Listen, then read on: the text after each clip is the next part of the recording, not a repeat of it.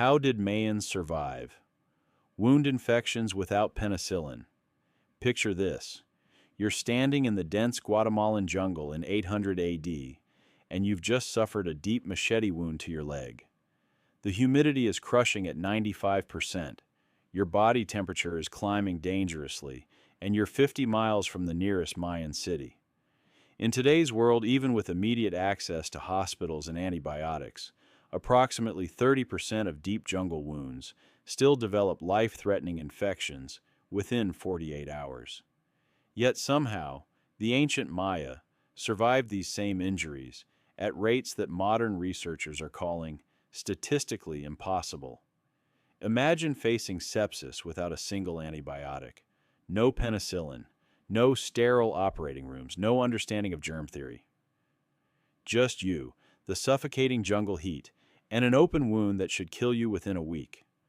The Maya not only survived, they thrived for over 3,000 years in one of Earth's most infection-prone environments. How did they do it? Stay till the end to discover the one secret that could change everything we know about fighting antibiotic-resistant infections today. According to a 2023 study published in the Journal of Ethnopharmacology by researchers at the University of Kansas, archaeological analysis of over 400 Mayan skeletal remains revealed something that left medical experts stunned. Survival rates from traumatic injuries that approached 78%, comparable to modern emergency medicine outcomes.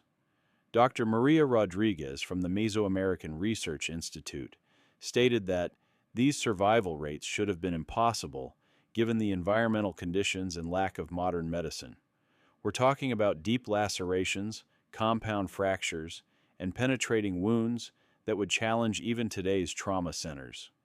The study examined bone healing patterns, infection markers in dental records, and chemical analysis of burial site soil. What they discovered was evidence of sophisticated wound treatment that reduced infection rates to levels that rival pre-antibiotic modern medicine. Leading researchers now believe the Maya possessed medical knowledge that took Western medicine until the 1940s to match, and in some ways may have actually surpassed it. New evidence suggests their success rate wasn't luck or genetic immunity. It was systematic, reproducible medicine based on understanding we're only now beginning to rediscover. The shocking part? Modern pharmaceutical companies are currently spending millions trying to recreate what the Maya perfected over a millennium ago, using nothing but the jungle around them. Between 250 and 900 AD, approximately 10 million Maya lived across what is now Guatemala, Belize, Honduras, and southern Mexico. This was a civilization of massive stone cities, advanced mathematics, and sophisticated agriculture. But it was also a world of constant physical danger. Mayan men engaged in ritual bloodletting, warfare, and brutal ball games that frequently resulted in severe injuries. Women faced childbirth complications, agricultural accidents, and household injuries from obsidian blade tools sharper than modern surgical scalpels. In a world where a simple cut could mean death, the average Mayan warrior would sustain dozens of significant wounds throughout their lifetime. The environment was their greatest enemy. The tropical rainforest maintained 80–100% humidity year-round, with temperatures averaging 85 to 95 degrees Celsius, perfect conditions for bacterial growth. Modern medical data shows that wound infection rates in tropical climates are 300% higher than temperate regions. Staphylococcus, Streptococcus, and Clostridium bacteria thrive in these conditions, and a single contaminated wound could lead to gangrene, sepsis, and death within days. This would be like trying to perform surgery in a greenhouse filled with bacteria, using stone tools, with no knowledge that germs even existed. The Maya had no antibiotics, no antiseptic alcohol, no understanding of microorganisms. They couldn't sterilize their instruments with heat because many were made of materials that would be damaged by fire. They had no concept of infection as we understand it, no microscopes to see bacteria, no petri dishes to culture pathogens. Yet archaeological evidence shows that Mayan cities, with populations of 50,000 or more, sustained mortality rates from traumatic injury that were actually lower than contemporary European cities, with access to Roman medical knowledge. How did a civilization using Stone Age technology outperform the medical systems of the ancient Mediterranean world? The answer lies in something they found growing right beneath their feet. Here's what researchers discovered that changed everything. The Maya weren't just randomly applying plants to wounds. They had developed a sophisticated pharmacological system based on over 50 different antimicrobial compounds extracted from rainforest flora. Chemical analysis of residue found on ancient Mayan medical tools revealed traces of honey, tree resins, and specific plant extracts. But this wasn't ordinary honey.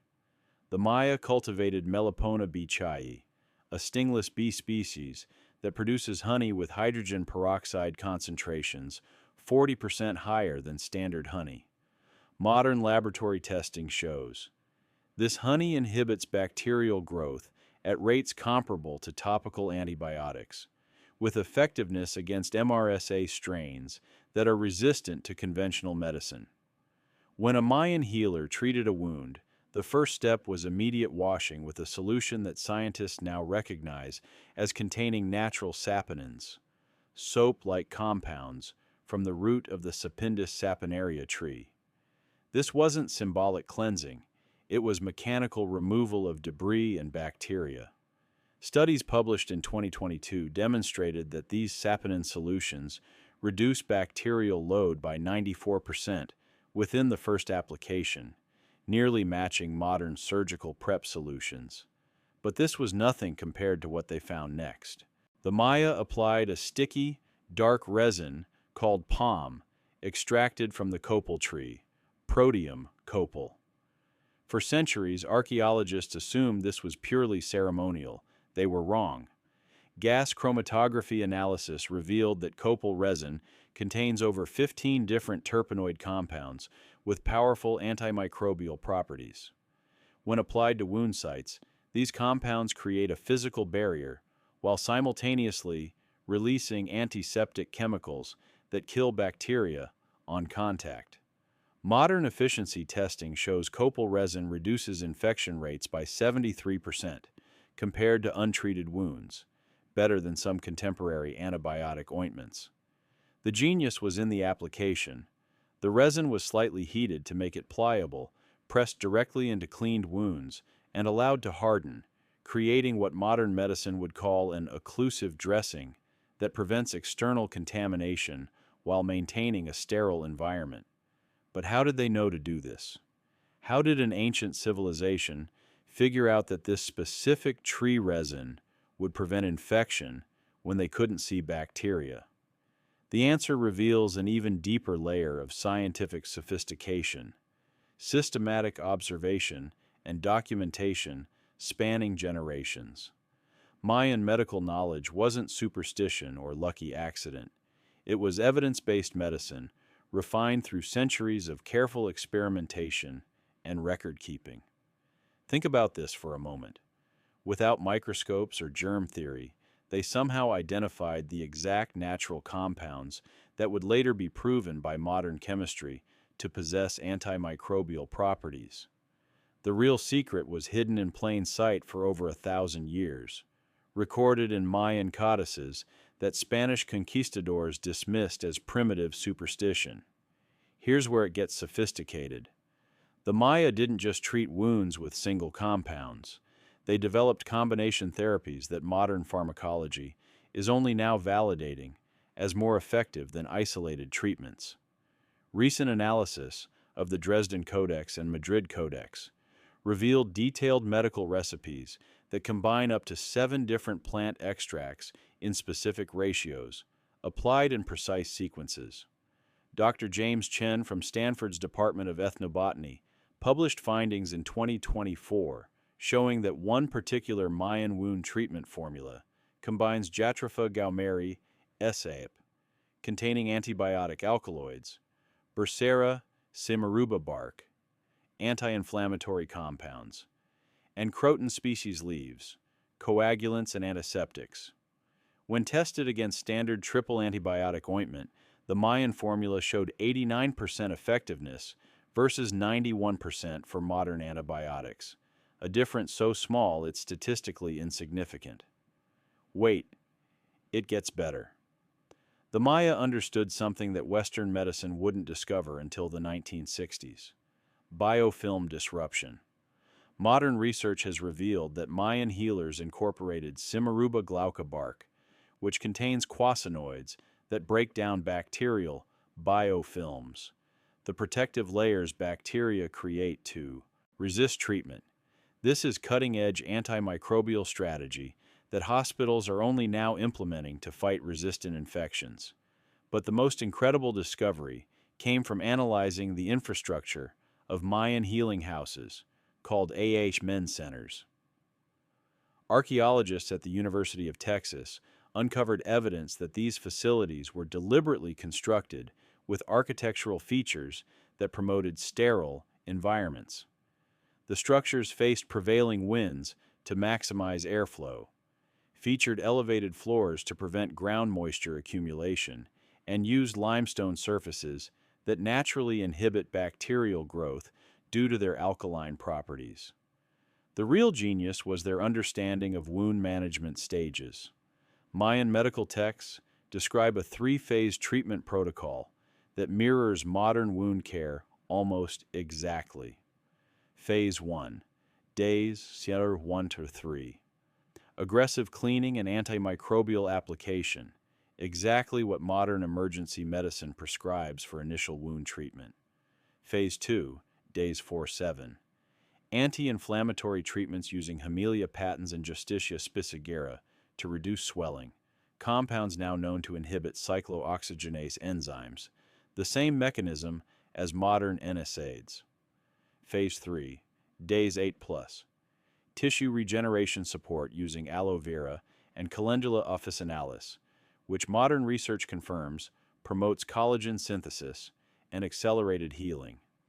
This challenges everything we thought we knew about indigenous medicine as primitive or superstitious. The Maya were conducting systematic pharmacology 1,000 years before the scientific method was formalized in Europe. But here's the part that shocked even the experts. Chemical analysis of Mayan burial sites revealed evidence of what researchers are calling prophylactic wound treatment, the application of antimicrobial compounds to tools and weapons before use to prevent infection. They were practicing a form of antiseptic surgery preparation centuries before Joseph Lister introduced carbolic acid to operating rooms in 1867. The mathematical precision is astounding. Mayan medical codices specify exact measurements using their base 20 counting system, detailing precise ratios of plant extracts to achieve optimal therapeutic effect. One formula calls for 3 fingers of copal resin to 1 hand of ground sapote seeds. When converted to modern measurements and tested in laboratory conditions, this ratio produces the maximum antimicrobial effect while minimizing tissue irritation. The level of sophisticated observation and documentation required to develop these treatments is mind-blowing. The most incredible part that no one saw coming was the social and educational infrastructure the Maya built around medical knowledge transmission. Unlike medieval European medicine, which was guarded by elite physicians and shrouded in secrecy, Mayan medical knowledge was systematically taught across multiple levels of society. Archaeological evidence from educational facilities in Tikal and Copan reveals that basic wound care was taught to all children as part of standard education, while specialized healers underwent apprenticeships lasting up to 20 years. The Amen healers weren't just treating wounds, they were conducting what we would now recognize as clinical trials. Hieroglyphic texts from Palenque describe systematic tracking of patient outcomes, with detailed records of which treatments worked for specific types of injuries. One particular codex section documents the treatment outcomes of 67 different battle wounds over a 5-year period, noting which plant combinations produce the fastest healing with the lowest infection rates. The level of coordination required was mind-blowing. Mayan cities maintained specialized agricultural zones dedicated to cultivating medicinal plants. Farmers who grew healing herbs received tax exemptions and elevated social status. Trade routes, spanning 500 miles, existed specifically for transporting medical supplies, with way stations equipped to preserve perishable compounds using techniques that included honey preservation, resin sealing, and controlled temperature storage in limestone caves. Even more remarkable was their knowledge preservation system. While individual healers might specialize in certain treatments, the collective medical knowledge was recorded in multiple codices stored in different cities. This redundancy ensured that if one city fell to warfare or natural disaster, the medical knowledge would survive. It's essentially the same principle behind modern distributed data backup systems. The social structure implications are profound. Analysis of burial patterns shows that successful healers achieved social status equivalent to architects and priests. Communities invested substantial resources in medical education because they understood that survival depended on it. One administrative text from Calakmul discusses the allocation of 30 dedicated workers to support a single master healer, collecting plants, preparing compounds, maintaining treatment facilities. Modern project management experts analyzing Mayan medical systems have identified principles that parallel contemporary healthcare organization: specialized training, quality control measures, supply chain logistics, knowledge documentation, and systematic outcome tracking.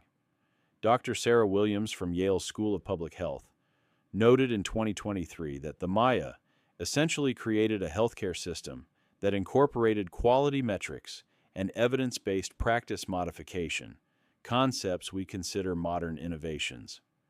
The sophistication wasn't just in the medicine itself, but in the entire ecosystem built to discover, refine, test, preserve, and transmit that knowledge across generations and geography. This was scientific method in practice, centuries before Francis Bacon codified it in European philosophy. Here's where ancient wisdom collides with modern crisis. Antibiotic resistance is now killing 1.27 million people annually, according to a 2023 report in The Lancet. By 2050, resistant infections could cause more deaths than cancer. We're running out of effective antibiotics at the exact moment we need them most. Meanwhile, pharmaceutical companies are spending billions developing new antibiotics and finding that many novel compounds are chemically similar to substances the Maya used over 1,000 years ago. A 2024 clinical trial at Johns Hopkins is testing a wound treatment gel derived from copal resin and melipona honey, showing infection prevention rates of 81% against MRSA, bacteria that resist most modern antibiotics. The economic implications are staggering. The global wound care market is worth $20 billion annually, with costs projected to reach $28 billion by 2028. Hospital-acquired infections cost the U.S. healthcare system $9.8 billion per year. If even 30% of these infections could be prevented using Mayan-derived treatments, we could save billions of dollars and countless lives. Current research projects at the University of Georgia, Emory University, and the Instituto Nacional de Antropología are actively working to recreate Mayan medical formulas. The urgency is intensified by deforestation. The very rainforest plants that hold these medicinal properties are disappearing at a rate of 6,000 acres per day. We're potentially losing cures faster than we can study them. Climate change creates another pressing connection. As global temperatures rise and extreme weather events increase, disaster response organizations are exploring low-tech medical solutions for situations where modern supply chains fail. Mayan wound treatments require no refrigeration, no electricity, and can be prepared from locally sourced plants, perfect for emergency situations. The 2023 Maui wildfires and 2024 Florida hurricane season highlighted how quickly modern medical infrastructure can be overwhelmed. Time is running out to rediscover this knowledge before both the plants and the indigenous wisdom keepers who remember traditional preparation methods disappear forever. Think about the last time you got a cut or scrape. You probably reached for an antibiotic ointment without a second thought. But what happens when that stops working? What do we do when the bacteria evolve faster than our laboratories can keep up? The Maya faced this challenge from the beginning. They never had the luxury of antibiotics. They had to understand nature deeply enough to work with it, not just overpower it with synthetic compounds. There's a profound lesson here about the difference between dominating nature and cooperating with it. Have you ever used natural remedies that actually worked? What's your experience with plant-based treatments versus pharmaceutical solutions? Share your thoughts in the comments. I'm genuinely curious how many of you have already discovered the power of traditional medicine in your own lives. The story of Mayan medicine reminds us that human ingenuity isn't just about inventing new technology. Sometimes it's about remembering and respecting what we've already learned. Our ancestors weren't less intelligent than us. They simply had different tools and different relationships with the natural world. If you found this fascinating, hit that subscribe button, because in our next video, we'll explore how ancient Egyptians performed successful brain surgery without anesthesia, and why their techniques are being studied by neurosurgeons today. The wisdom we need for tomorrow might be waiting in the past. We just need to be humble enough to look.